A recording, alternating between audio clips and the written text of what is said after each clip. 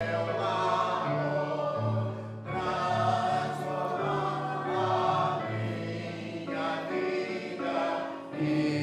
meu coração, Senhor, tudo entregarei,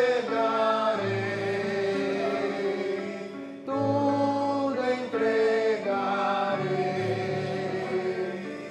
Sim, por ti, Jesus bendito, tudo eu deixarei. Tudo, ó Cristo, a ti entrego, ó que gozo, meu Senhor. Paz perfeita, paz completa, glória, glória ao Salvador. Tudo entregarei, tudo entregarei. Sim, por ti, Jesus bendito, tudo deixarei. Amém. Vamos orar agradecendo ao Senhor pelo sustento. De irmão Charles, que esteja orando nesse momento. Quando Deus, poderoso Pai, no céu, vamos orar ao Pai, nós estamos esperando, Pai, essa reunião, por Deus, prestado, Senhor. Queremos pedir, Pai, que seja abençoando esta igreja, cada um em particular. Deus, graças a Deus, Pai, por sustento que estamos em dado. Posso estar abençoando, Pai, cada membro em particular. Dando a cada mensagem de Deus, digno de graça. Amém. Deus possa estar abençoando a igreja, na alimentação de Jesus, na encontrar pedimos em nome do Senhor. Amém. Meus irmãos, nós temos alguns visitantes. Temos aí o filho da Lecilda, né? Ninguém conhece. Está aqui no cantinho. Rosângela e Luiz, são da Metodista de Cabo Frio. Sejam bem-vindos. O Dalila está aí de novo conosco. Mandar um abraço para o Matheus quando retornar em casa. E o casal ali da PIB de Arraial do Cabo. Um prazer recebê-los, tá bom, meus irmãos? Fiquem à vontade.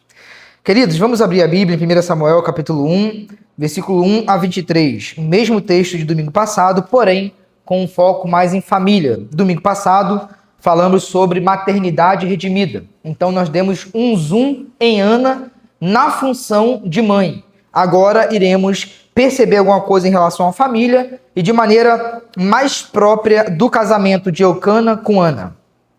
A palavra de Deus diz assim: havia um homem chamado Eucana que vivia em Ramá, na região de Zuf, na região montanhosa de Efraim.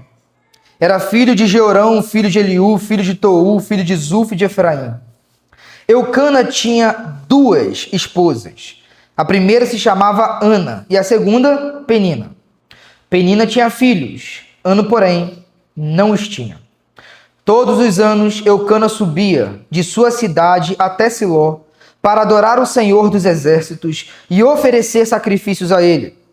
Nesse tempo, os sacerdotes do Senhor eram Rofini e Finéias, os dois filhos de Eli. Quando Eucana apresentava seu sacrifício, dava porções de carne à sua esposa Penina e a cada um dos filhos e filhas dela.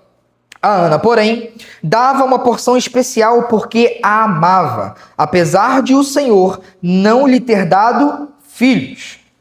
E sua rival a provocava e zombava dela, porque o Senhor não lhe tinha dado filhos. Todos os anos era a mesma coisa. Penina provocava Ana quando iam à casa do Senhor. E a cada vez, Ana chorava muito e ficava sem comer. Ana, por que você chora? Perguntava Eucana, seu marido. Por que não come? Por que está tão triste? Será que não sou melhor para você do que 10 filhos? Certa vez, depois que comeram e beberam em Siló, Ana se levantou. O sacerdote Eli estava sentado ao lado da entrada do templo do Senhor. Ana estava muito angustiada e chorava sem parar enquanto orava ao Senhor. Então fez o seguinte voto: Ó Senhor dos Exércitos, se olhares com atenção para o sofrimento de tua serva, se responderes à minha oração e me deres um filho, eu o dedicarei para sempre ao Senhor, e o cabelo dele nunca será cortado. Enquanto ela fazia sua oração ao Senhor, Eli a observava. Viu que os lábios dela se moviam, mas, como não ouvia som algum, pensou que ela estivesse bêbada. Até quando vai se embriagar, disse ele, larga esse vinho. Um parêntese, Eli foi muito rápido em repreender uma mulher, né, que estava ali orando, derramando seu coração, mas ele foi altamente negligente dentro de casa, apontando o erro para fora, mas dentro de casa ele foi muito omisso, e o juízo de Deus veio sobre ele e sua família exatamente por causa disso. Fecha parênteses, versículo 15. Ana respondeu, meu senhor, não bebi vinho, nem outra coisa mais forte. Eu estava derramando meu coração diante do Senhor, pois sou uma mulher profundamente triste. Não pense que sou uma mulher sem caráter. Estava apenas orando por causa de minha grande angústia e aflição. Nesse caso, vá em paz, disse Eli, que o Deus de Israel lhe conceda o que você pediu. Muito obrigada, exclamou ela. Então Ana voltou e começou a se alimentar novamente, e seu rosto já não estava triste. Na manhã seguinte, a família toda se levantou bem cedo e foi adorar o Senhor novamente. Depois, voltaram para casa em Ramá. Eucana teve relações com Ana e o Senhor se lembrou dela. No devido tempo, Ana engravidou e teve um filho. Ela lhe deu o nome de Samuel e disse, eu o pedi ao Senhor. No ano seguinte, Eucana e sua família fizeram a viagem anual para oferecer sacrifícios ao Senhor e cumprir seu voto. Ana, porém, não foi. Vamos esperar até o menino ser desmamado, disse ela ao marido. Então o levarei ao Senhor e o deixarei lá para sempre. Faça como lhe parecer melhor, respondeu Eucana. Fique aqui até ele desmamar, e que o Senhor a ajude a cumprir sua promessa. Então ela ficou em casa e cuidou de seu filho até desmamá-lo.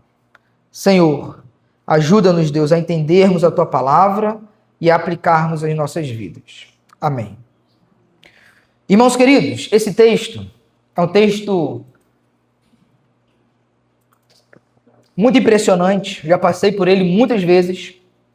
Já preguei algumas vezes aqui na igreja. E sempre que o leio, parece que brota coisas, facetas, nuances que antes a gente não percebia. É um texto riquíssimo, sobretudo para falar sobre fé, mas também para falar sobre família. E é isso que nós vamos ver nessa noite. Lembrando que eles estão situados na época dos juízes, uma época de caos civil, moral e espiritual. Mas, mesmo assim, a família de Eucana com Ana, debaixo do temor do Senhor, floresceu.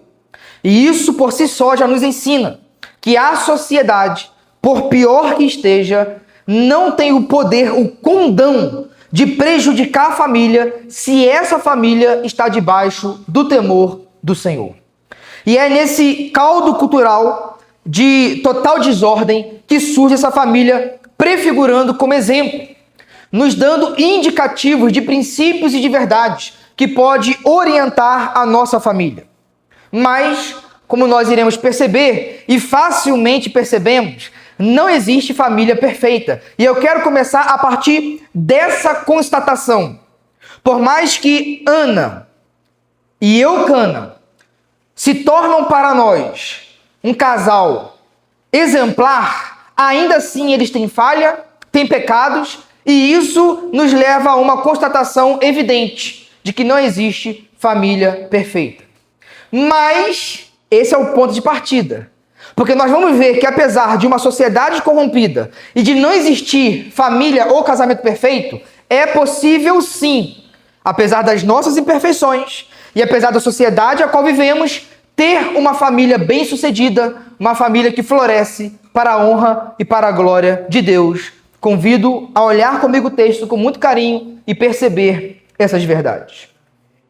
Não existe família perfeita. Por quê? Observe o que diz o versículo 2. A narrativa é muito clara. Eucana tinha 2 esposas. A primeira se chamava Ana.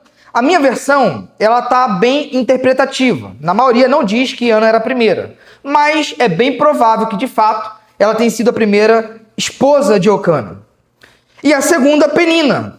Penina tinha filhos, Ana, porém, não os tinha. Qual é a anomalia bíblica que podemos identificar aqui? A bigamia.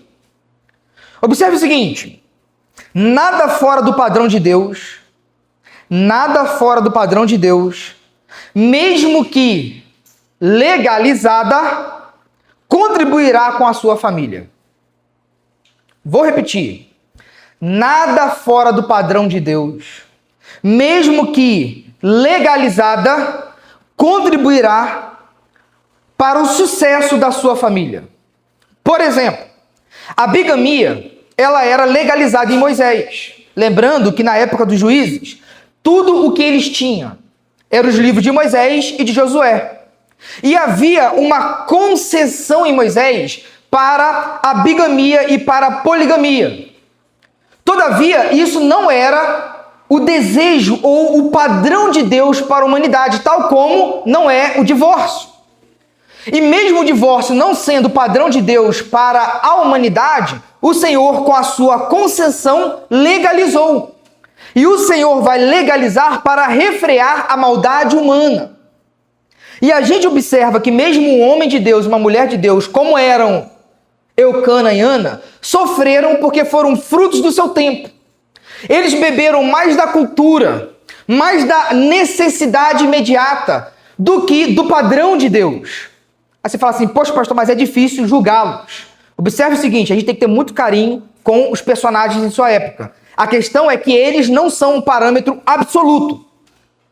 O parâmetro absoluto é o padrão de Deus. E o padrão de Deus está no texto que nós lemos em Gênesis capítulo 2, que é um casamento monogâmico. Deixará o homem e unir-se-á a sua mulher. Então o casamento é monogâmico. E por mais que fosse legalizado, por uma questão de contenção do mal e de concessão divina, a gente observa pela narrativa que a bigamia fez muito mal para essa família, por mais que essa família fosse uma família consagrada a Deus. Queridos, observe o versículo 7. Observe o versículo 7. Olha que lástima, que tristeza.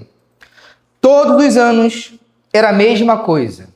Numa versão ainda mais atualizada, a gente colocaria mesmíssima coisa, com muita ênfase. O que era a mesma coisa todos os anos? Penina provocava Ana quando iam à casa do Senhor. Qual era o desfecho disso? Depressão de Ana.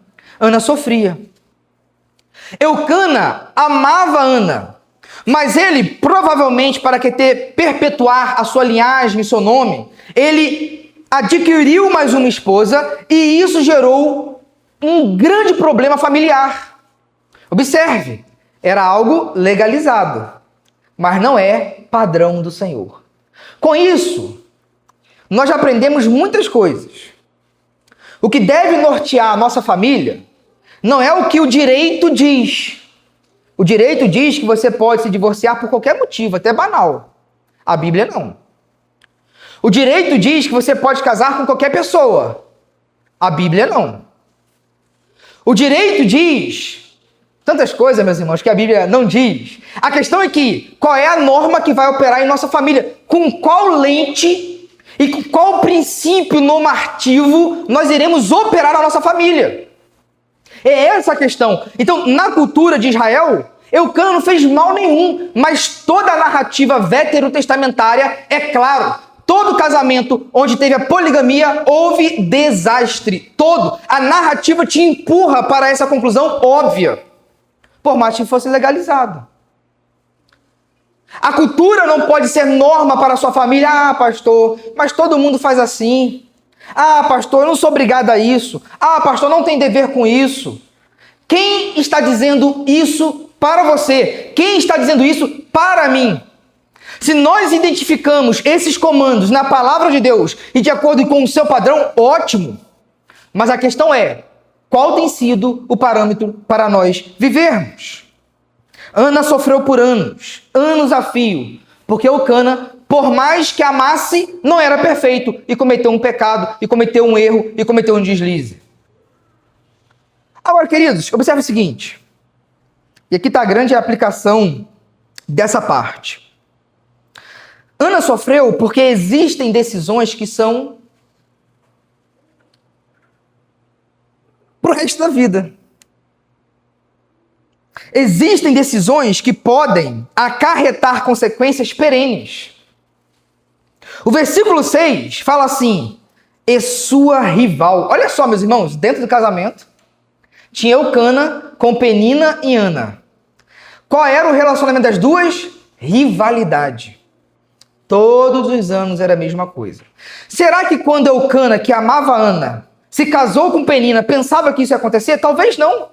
Talvez ele pensou, olha, ela vai entender, é cultural, todo mundo faz. Vai ser mais uma. Talvez pensou assim. Mas observe o seguinte, que a decisão dele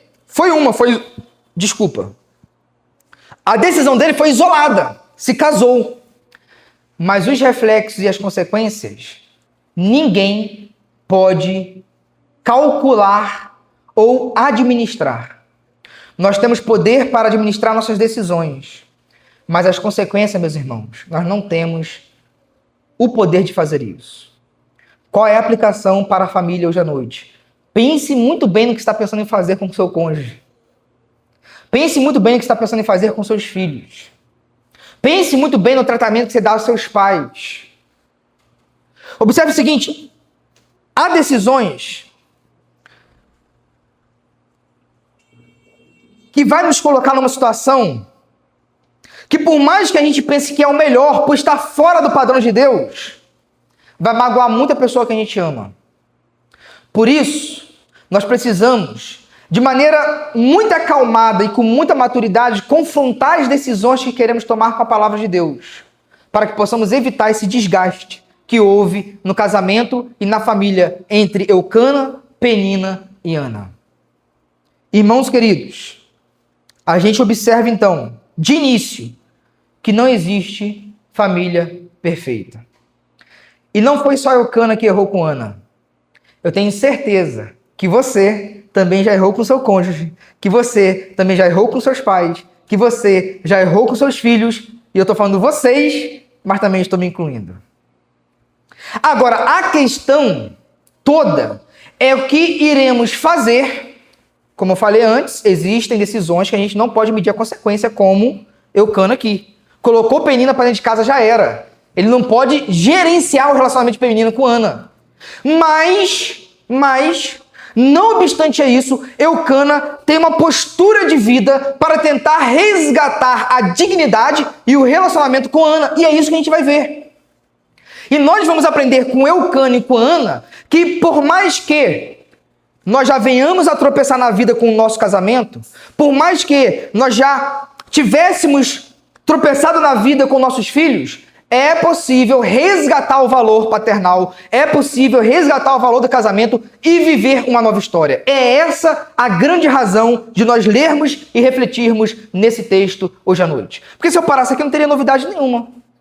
Todos nós já pecamos contra quem nós amamos. A questão é, precisamos, de maneira intencional e com Eucana e Ana, resgatar o valor e trabalhar para que a história não seja apenas uma tragédia. Porque nessa tragédia, por mais que Eucana tivesse errado, ele constrói uma linda história de amor com Ana, e é isso que a gente vai ver agora. Não se renda e não seja vítima do seu pecado. Levante-se e tente mudar a história. Pelo poder, é óbvio, do Espírito Santo. Se não, vejamos, Eucana, vamos partir para Eucana, fazer uma análise da sua vida e depois ir para Ana. Eu quero pontuar, meus irmãos, 4 virtudes, 4 atitudes, 4 lições de Eucana em relação à sua esposa Ana. Vou falar os 4 e depois falo um por um e explico de maneira mais completa. Diz assim, as 4 lições. Eucana conduzia sua família à adoração. Eucana conduzia a sua família à adoração. Segundo, Eucana amava Ana incondicionalmente.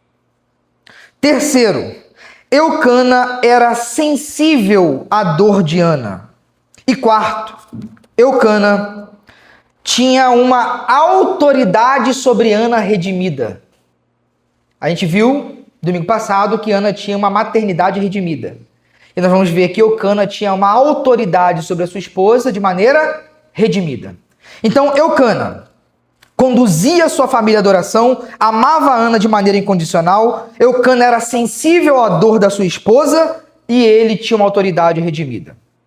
Vejamos agora, ponto por ponto, lição por lição, atitude por atitude. Primeiro, Eucana conduzia sua família à adoração. Versículo 3 e versículo 21. Versículo 3 diz assim: todos os anos, Eucana subia de sua cidade até Siló para adorar o Senhor dos Exércitos e oferecer sacrifícios a ele. Nesse tempo, os sacerdotes do Senhor eram Hofni e Finéias, os dois filhos de Eli. Versículo 21. No ano seguinte, Eucana e sua família fizeram a viagem anual para oferecer sacrifícios ao Senhor e cumprir o seu voto. Observe que Eucana vai encabeçar a sua família para a adoração. Para a adoração. Meus irmãos, todos os integrantes da família têm um dever de adorar ao Senhor e de incentivar mutuamente um ao outro. Mas de maneira muito especial e específica, o homem, como autoridade da casa, precisa trabalhar de maneira intencional e arquitetar para que a sua família esteja debaixo das bênçãos do Senhor. Eucana trabalhava de maneira proposital e de maneira intencional, levava a sua família até Siló, fazia uma viagem para oferecer sacrifícios e para que a sua família estivesse sempre em contato com o Senhor, e isso é belíssimo de ver. A narrativa fala que todos os anos era algo rotineiro. E sabe o que a gente observa aqui? Que era um sacrifício pacífico. Por que era um sacrifício pacífico? Existia vários sacrifícios em Israel. E esse que era pacífico, com certeza. Leia o versículo 4 e o versículo 5. Quando Eucana apresentava seu sacrifício, olha o que ele fazia.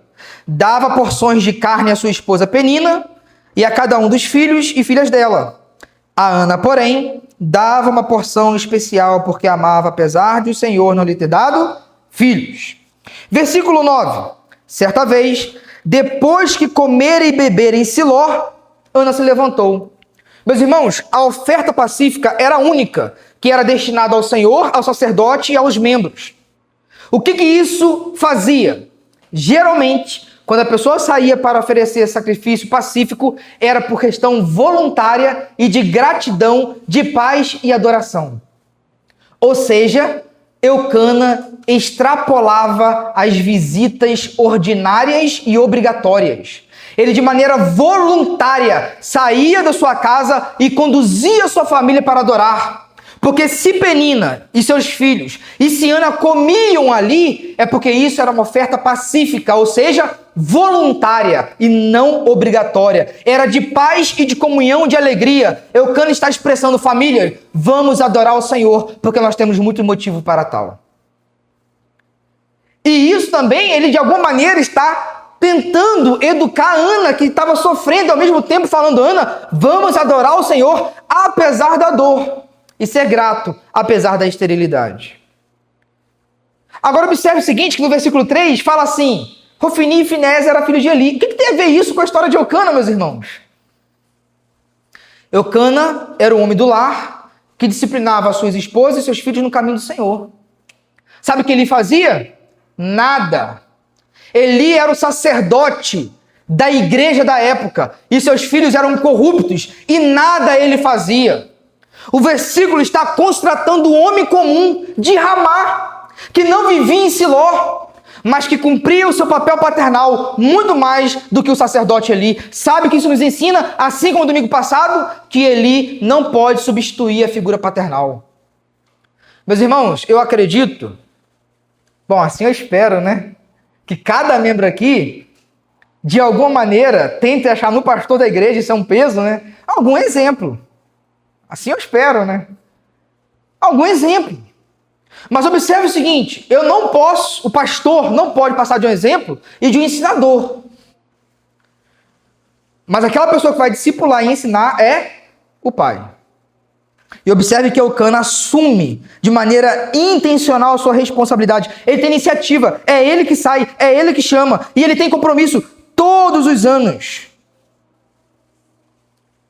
Tem iniciativa, porque é ele que sai, e tem compromisso todos os anos. Pois bem, então Eucana nos ensina que nós devemos assumir, como homens, o papel de levar a família para adorar a Deus. E olha que Eucana tinha muitas desculpas, hein? Vivia numa sociedade corrompida, e não apenas a sociedade, mas a própria igreja era corrompida. Ah, quer saber? Vou nada, tá todo mundo perdido. A igreja lá, vou lá fazer o quê? Vamos à casa do Senhor. Vamos adorar. A gente vai fazer o nosso sacrifício porque é o nosso dever. Mas quem vai ensinar sou eu. Eli vai ministrar o sacrifício. Mas sou eu o pai de vocês. Isso é belíssimo, meus irmãos. Que história que Eucana nos ensina. Observe o seguinte, apesar da corrupção da igreja, o impacto no coração do seu filho tem que sair de suas mãos. Tem que sair da sua vocação. Tem que sair da sua missão. Segundo ponto. Eucana amava Ana incondicionalmente. Queridos, é óbvio que ele cometeu um deslize em chamar Penina para o seio familiar, apesar de não ter quebrado a lei. Mas observe o seguinte, Eucana não desprezou a Ana por ela ser estéril. Olha o versículo 5, que lindíssimo. Esse versículo é muito bonito, meus irmãos. A Ana, porém, dava uma porção especial. Por quê? A amava. Olha que coisa bonita. Uma porção especial porque amava. Na tradução da corrigida está parte excelente. Querido, se tinha uma coisa que trazia desonra para a família era a esterilidade. Aquela cultura não aliviava. Não aliviava. Mesmo assim, sem Ana poder lhe dar um filho, ele a amava de maneira incondicional. Ela não podia dar o que ele queria. Mas ele, como esposo, como marido, dava tudo o que lhe era o seu dever. E até mais. Por quê? Porque o amor faz muito mais do que a lei exige. E dava uma porção dobrada para Ana, porque a amava. E de maneira incondicional. E, meus irmãos, o que é muito interessante aqui é que o amor incondicional pode esbarrar em duas coisas. De acordo com esse texto, tá, meus irmãos? A gente poderia fazer infinitas aplicações, mas de acordo com esse texto, duas coisas poderiam afastar Eucana de Ana.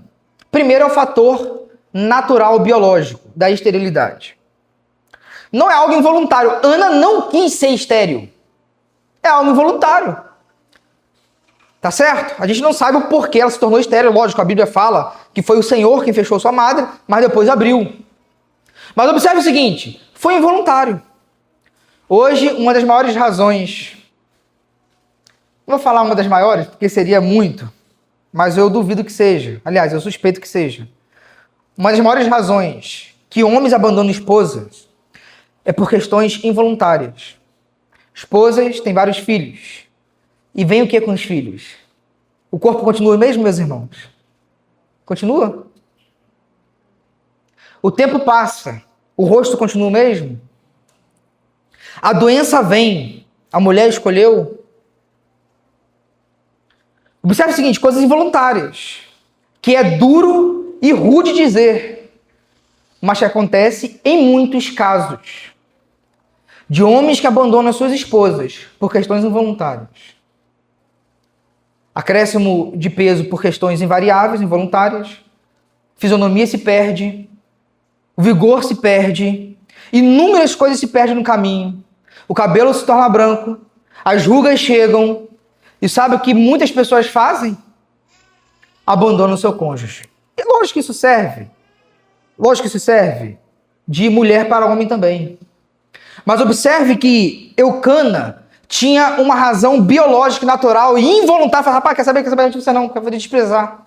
Será que nessa sociedade que isso acontecia, será que muitos homens não faziam isso com suas esposas?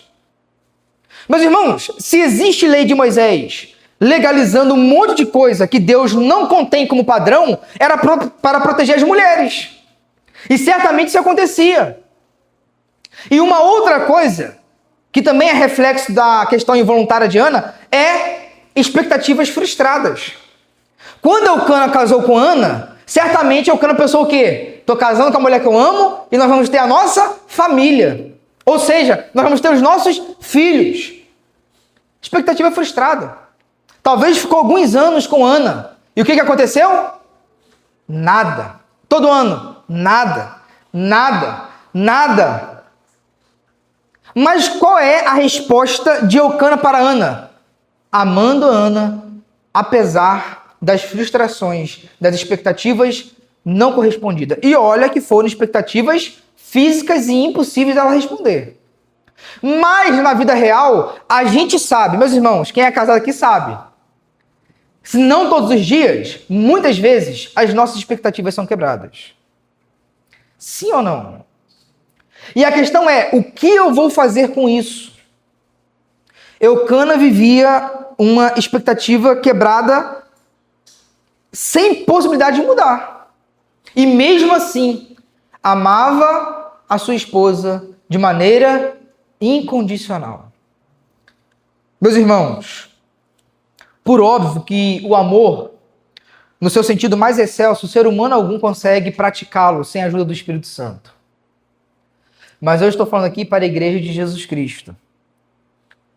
E por mais que talvez o seu esposo tenha quebrado sua expectativa hoje, a sua esposa tenha quebrado sua expectativa hoje, talvez a relação com seu filho foi quebrada hoje a expectativa, nós somos chamados a amar a nossa família de maneira incondicional.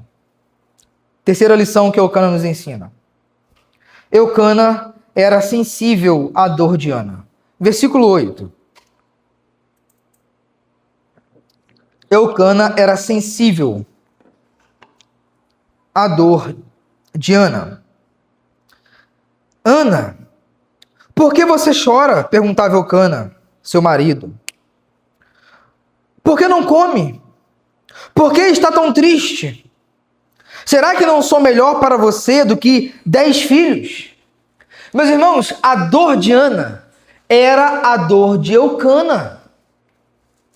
Ora, por óbvio que Eucana teve um certo alívio com ter outros filhos com outra mulher. Mas ele também tinha uma certa dor com Ana, porque era com a mulher que ele queria constituir a sua família, os seus filhos. Mas a questão é que a dor psicológica e emocional de Ana também foi a dor psicológica e emocional de Eucana. E isso é muito bonito de se ver. Ele não foi um homem indiferente. Muito pelo contrário, ele tentava dirimir a sua tristeza. Ele tentava ser um consolo, um conforto para a sua esposa. Ele não dava de ombros e falava, quer saber? Deixa ela chorando, é todo ano a mesma coisa. Não! Ele tinha sensibilidade. 1 Pedro, capítulo 3, 7, vai falar isso. Conviva com a sua esposa com sabedoria, porque ela é a parte mais frágil. De tal maneira que as suas orações não sejam interrompidas. Então Eucana está altamente preocupado com a sua esposa. Meus irmãos, se tem um pecado terrível que nós podemos cometer com a nossa família, eu não sei se existe coisa pior, é a indiferença. A indiferença. É algo que dói e sela o rompimento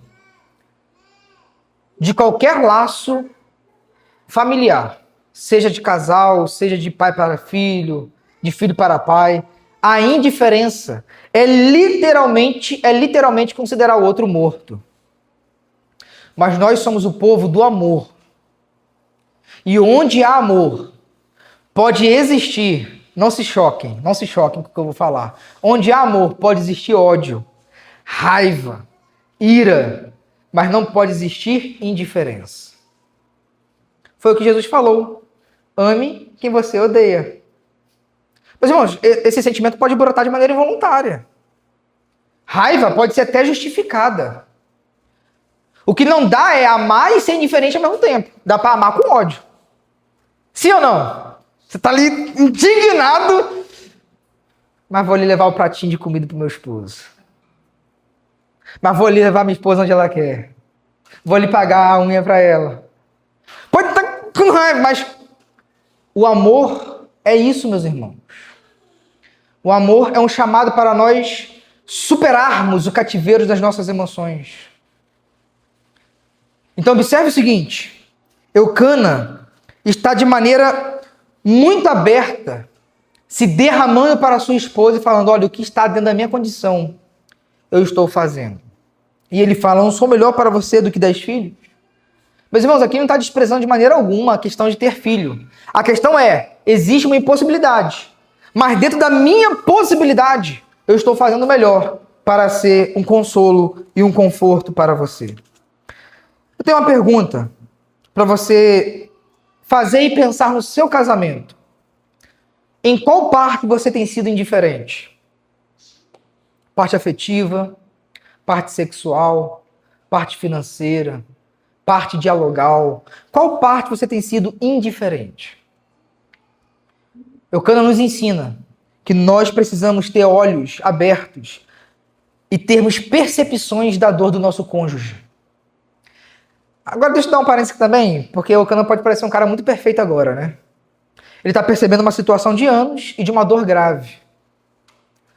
Mas não exija do seu cônjuge, seja homem para mulher, da mulher para homem, que ele descubra tudo, algo que está altamente no fundo do seu coração. Se abra. Certamente Ana se abria com a Eucana.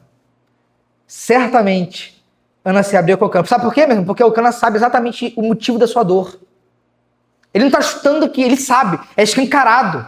E ele de maneira certeira vai e tenta remediar o motivo da sua dor. Por fim, acerca de Eucana, Eucana tinha uma autoridade redimida. Meus irmãos, eu não sei se todos aqui têm o mesmo pensamento que eu, mas eu ainda creio nas distinções fundamentais da família.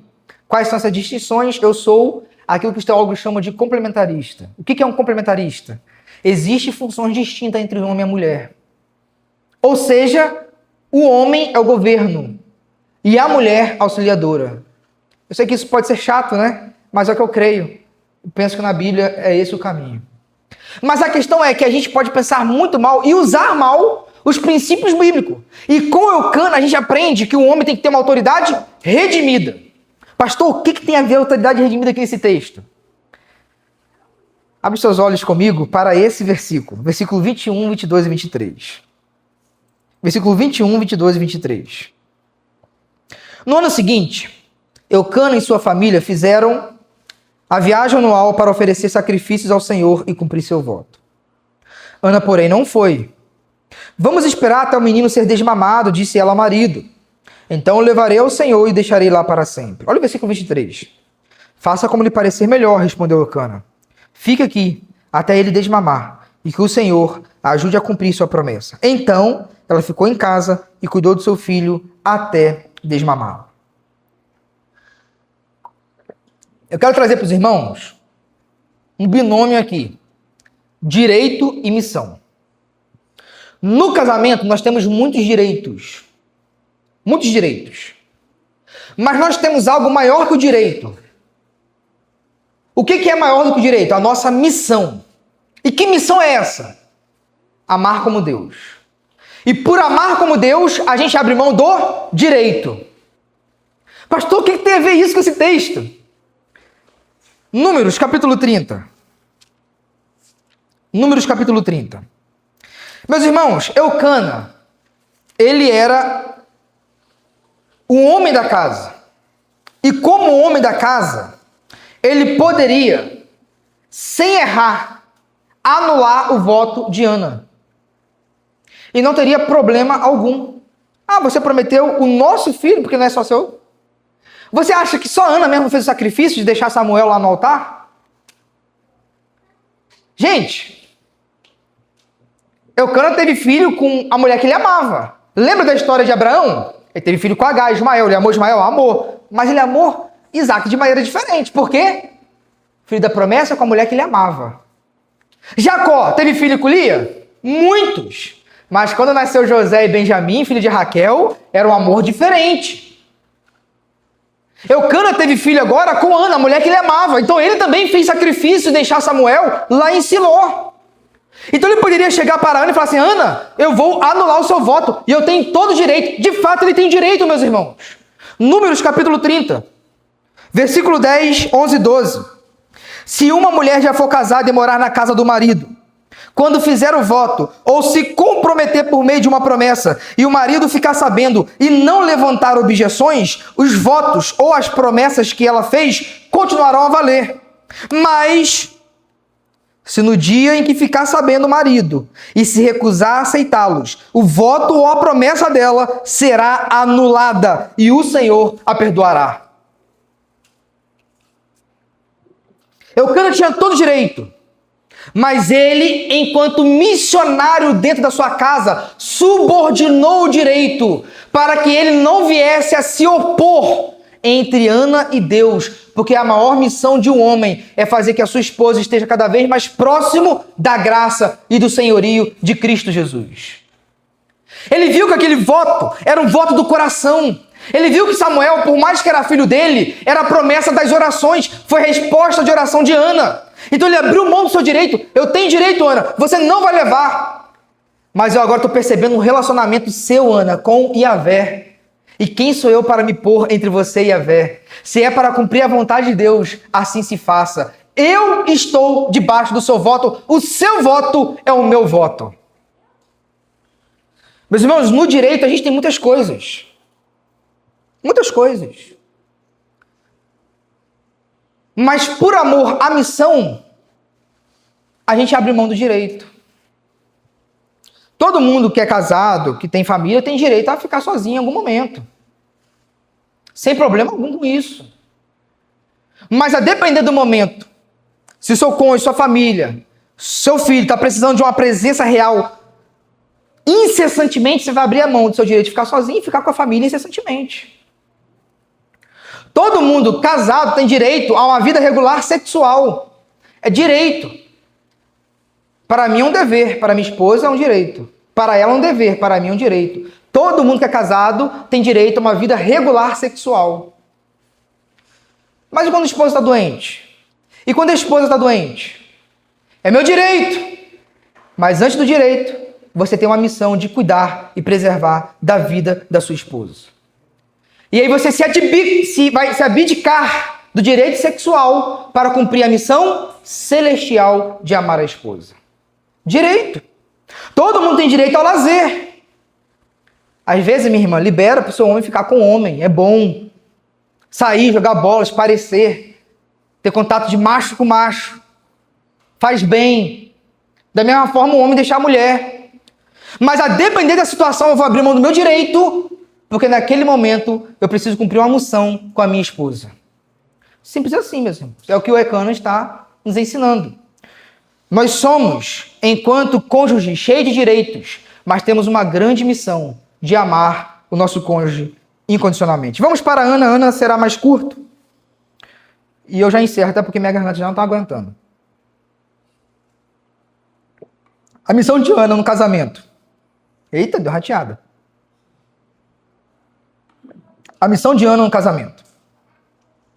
Ana sempre foi um incentivo espiritual ao seu esposo. Eucana era o líder, chamava. Mas Ana nunca foi um empecilho. Meus irmãos, Ana está cheia de dor.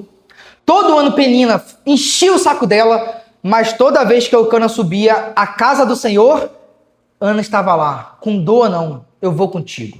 Se é para você caminhar com o Senhor, eu vou. Meus irmãos, se o seu esposo, se a sua esposa te chamou para ir para a igreja, dê um pulo e fala assim: louvado seja Deus. Ele não está te chamando para ir para o bar. Ele não está te chamando para ir para uma festa qualquer. Ele está te chamando para adorar a Deus. Não ache que isso é uma ofensa. Pelo contrário, rapaz, se é para a igreja, se é para cultuar, se é para adorar, louvado seja Deus. Bora! Esse é o maior convite que um homem que a minha esposa pode fazer. Vamos adorar. Eucana cumpria seu dever de dirigir. E Ana cumpria seu dever de não ser obstáculo. Permita-se ser conduzido por um cônjuge que ama Deus. Permita-se. E se você é um homem, permita-se ouvir Deus pela voz da sua esposa. Queridos, eu um dia estava brincando com a Zetinha, né? Eu não ia nem contar isso, mas veio aqui na cabeça.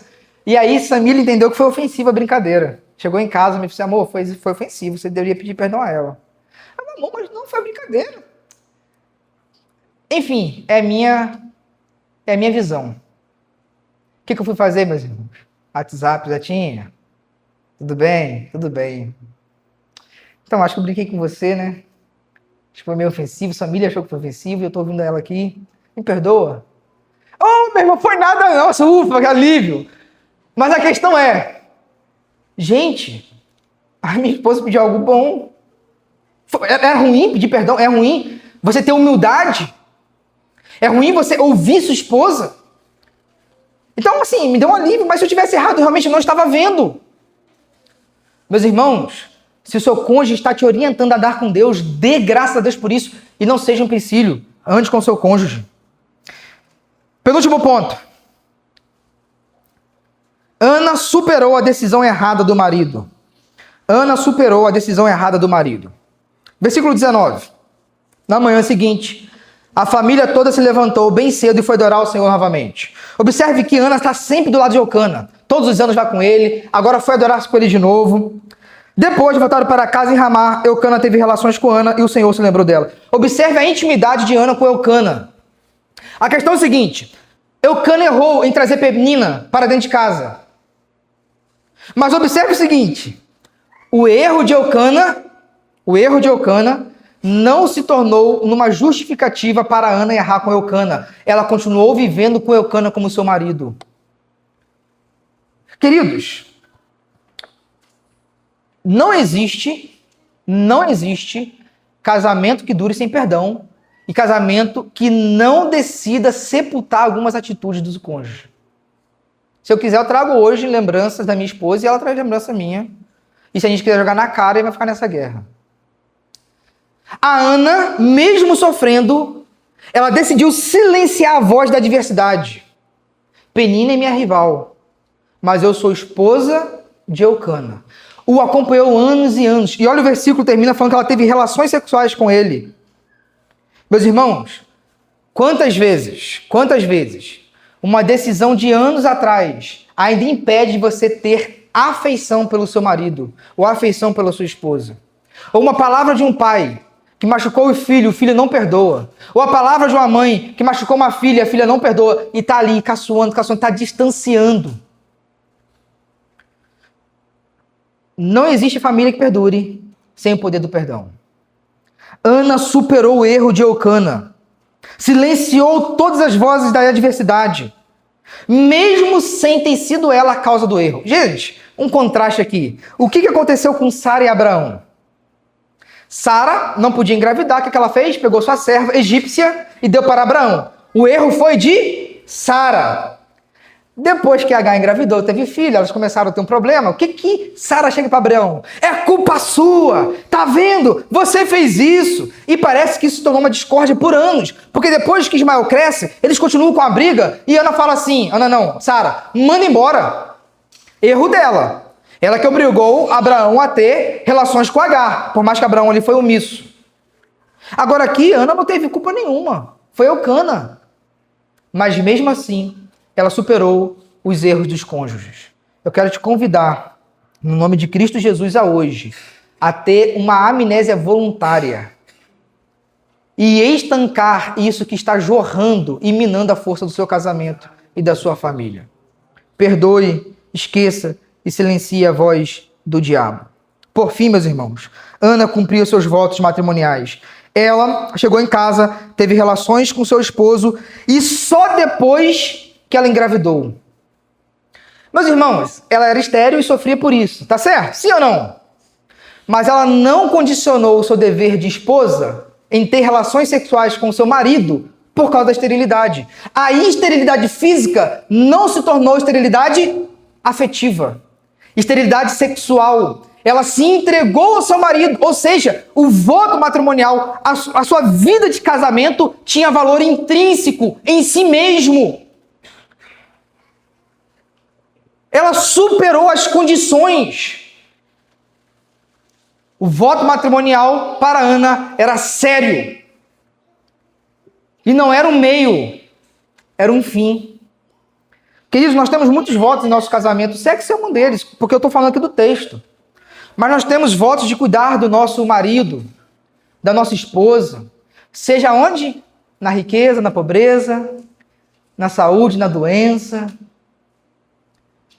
E Ana nos ensina que precisamos ter o dever e a abertura para cumprir os nossos votos matrimoniais. E sabe o que é interessante? Que Deus abençoou Ana como mãe por ela cumprir os seus votos matrimoniais. Teve relações e depois de um tempo, o Senhor fez ela engravidar. Na vida ordinária, vivendo como esposa, Deus abençoou a Ana para que ela virasse mãe. Quer ter um milagre na sua família, meus irmãos? Não espera fogo cair do céu, não. Seja esposa.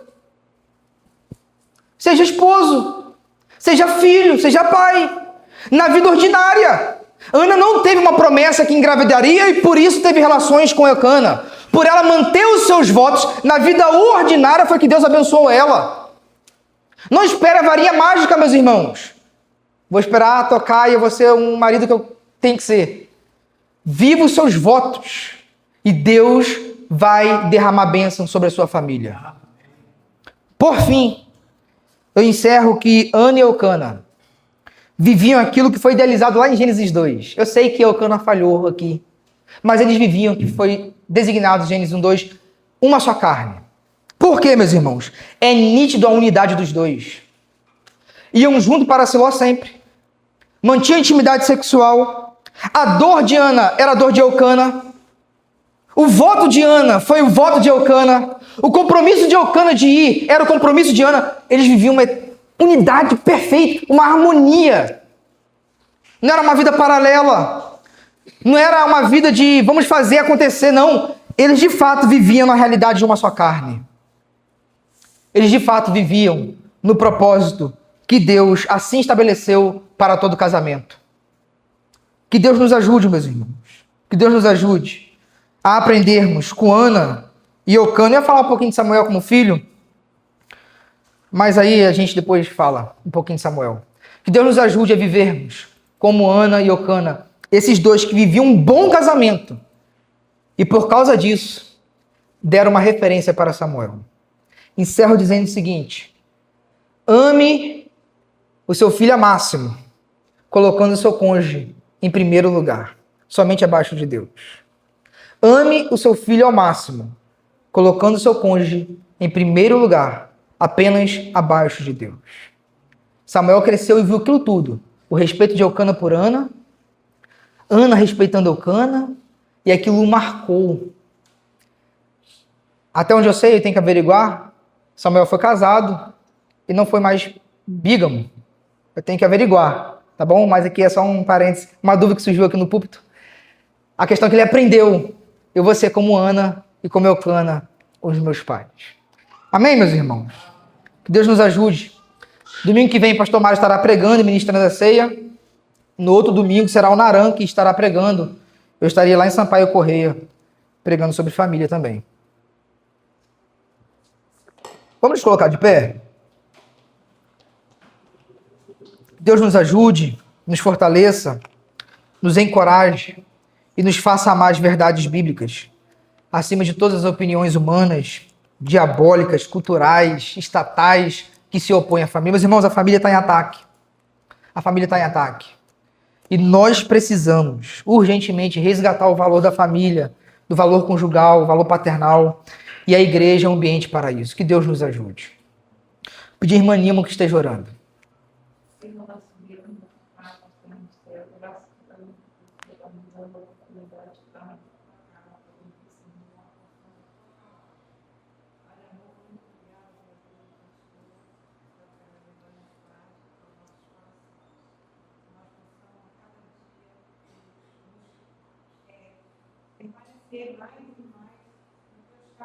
Amém.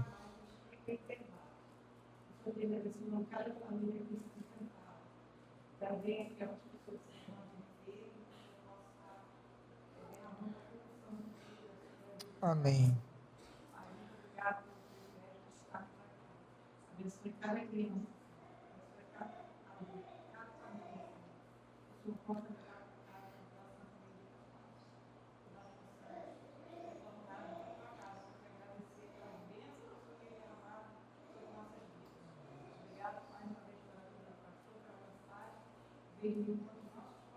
Amém.